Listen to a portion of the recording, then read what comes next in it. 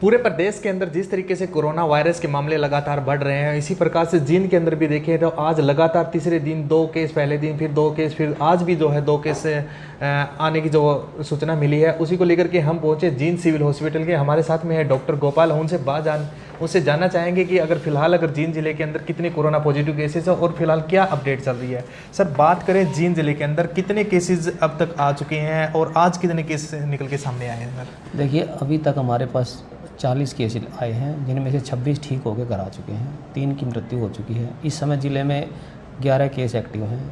11 में से 2 केस आज ही पॉजिटिव आए हैं, जिनमें से एक तो दिल्ली में कोई पोस्ट ऑफिस में काम करता है, उसने रोहतक सैंपल कराया था, वहीं पे पॉजिटिव आया, लिजवाना गांव का है। तो अभी हमारी टीम वहाँ पहुँच गई है और उनकी कॉन्टैक्ट ट्रेसिंग हो रही है और पेशेंट को शिफ्ट कर रहे हैं।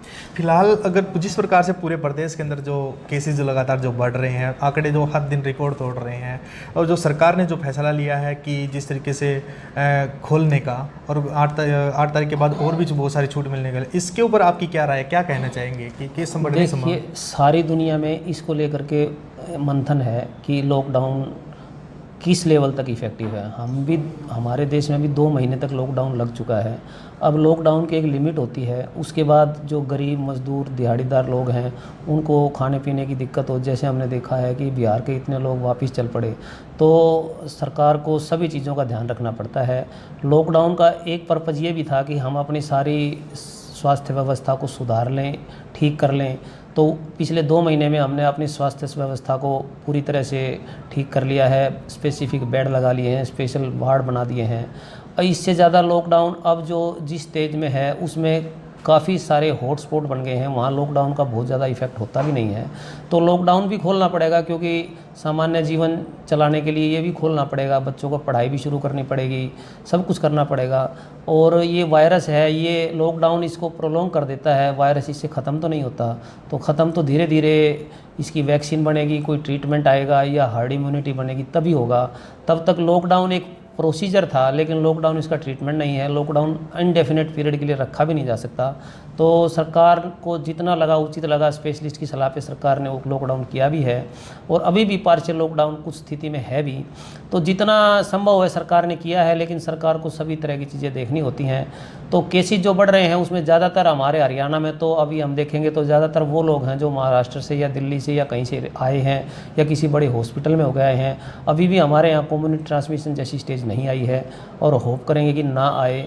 जो फिलहाल तो हमें यही देखना है, जो दिल्ली या महाराष्ट्र या हॉटस्पॉट से आ रहे हैं उनको हम रोक पाएँ। जी बिल्कुल, जिस प्रकार से अगर कोरोना पॉजिटिव केस मिल जाता है और कंटेनमेंट एरिया हो जाए, तो लोगों को किस प्रकार से इसकी तरफ से सचेत रहना चाहिए, किस तरह की सावधानी उन्होंने रखनी चाहिए? देखिए, इसमें ना लेके बहुत कन्फ्यूज़न है। ये बहुत ही सिंपल है। सबसे अच्छा, सुरक्षित और साधारण सा उपाय है साबुन। आप दिन में बार बार साबुन से हाथ धोएं। हाथ धोने का पर्पज़ क्या है? आपकी जगह जगह हाथ लगते हैं, आप बाहर जाते हैं, कहीं इन्फेक्टेड जगह पे हाथ लग जाएं। आप 20 सेकंड तक अगर साबुन को झाग लगा के हाथ धोते हैं तो आपको और किसी चीज़ की ज़रूरत नहीं है। उसमें जो वायरस है वो मर जाता है। आप फिर उसके बाद मुंह पे हाथ लग जाए तो इन्फेक्शन नहीं होता है। दूसरी बात, आप कहीं जाएं, अगर भीड़ में जाएं तो 2 मीटर की दूरी बना के रखें, मास्क लगा के रखें, जहाँ तक संभव हो भीड़ से बचें और हाथ धो के रखें। इसके अलावा आपको किसी चीज़ की ज़रूरत नहीं है।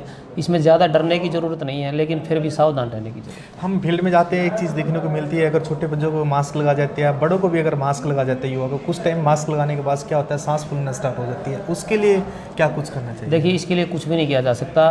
कुल मिला के इसका तरीका यही है कि आप भीड़ में अवॉइड करें और मास्क जब तक लगाए रखें जब तक आप भीड़ में हैं। तेज़ ना चलें। तेज़ चलना है, एक्सरसाइज करनी है, वॉकिंग करनी है, उस समय अगर आप मास्क लगाते हैं, सांस फूलते हैं, तो वो एक दिक्कत होती है। ये जेन्युइन दिक्कत है, लेकिन इसका ये तो अब हमें सहना ही पड़ेगा, इसका कोई इलाज नहीं। जी बिल्कुल, ये थे हमारे साथ में डॉक्टर गोपाल। जैसा कि आपने जो सुना जो कि अब तक जींद जिले के अंदर 40 जो कोरोना पॉजिटिव केस मिल चुके हैं। लगभग अब फिलहाल अगर एक्टिव केस की बात करें तो वो टोटल एक्टिव केस जो हैं 11 हैं। और यही डॉक्टर गोपाल का कहना, अगर कभी भीड़ में जाए, कहीं बाहर निकले तो मास्क अनिवार्य है, मास्क लगाना जरूरी है, अनिवार्य है। और उसके साथ साथ में डॉक्टर गोपाल का कहना है कि सबसे अच्छा उपाय तो ये है कि बार बार आप साबुन से जो हाथ धोइए। तो हमारी भी आपसे अपील यही रहेगी कि आप भी कोरोना वायरस के जिस तरह से मामले पूरे प्रदेश के अंदर बढ़ रहे हैं, तो आप भी सुरक्षित रहिए और जो कोरोना वाले पॉजिटिव कंटेनमेंट एरिया तो वहाँ से जाने से बचिए।